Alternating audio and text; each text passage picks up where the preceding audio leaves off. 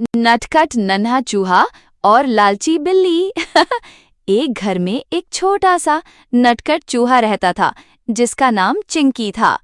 चिंकी को हर वक्त कुछ न कुछ चोरी करने और छुपाने का बहुत शौक था।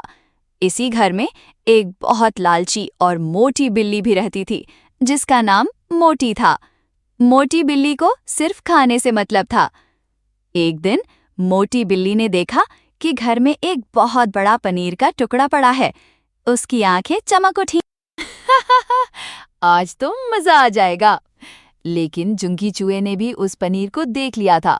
उसने सोचा, इतना बड़ा पनीर तो मैं अकेला नहीं खा सकता, लेकिन मैं मोटी बिल्ली को सबक जरूर सिखाऊंगा। चिंकी चूहा तेजी से बिल्ली के पास पहुंचा और जोर से बोला, अरे मोटी बिल्ली, क्या तुमने वो चमचमाती मछली देखी है जो बावर्ची खाने में पड़ी है?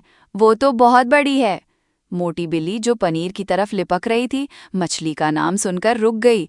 इसके मुंह में पानी भर आया। क्या? मछली और चमकती हुई? हाँ, वो तो सबसे लजीज मछली है। जल्दी जाओ वरना कोई और खा जाएगा।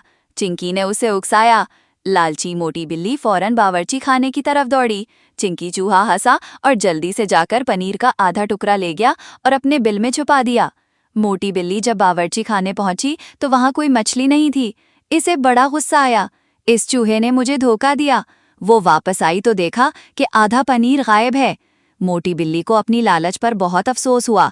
उसने सोचा कि अगर वो मछली के चक्कर में ना पड़ती तो सारा पनीर उसका होता। चिंकी चूहा अपने बिल में बैठा मजे से पनीर खा रहा था और हंस रहा था। सबक: लालच बुरी बला है और हमें होशियारी से काम लेना चाहिए।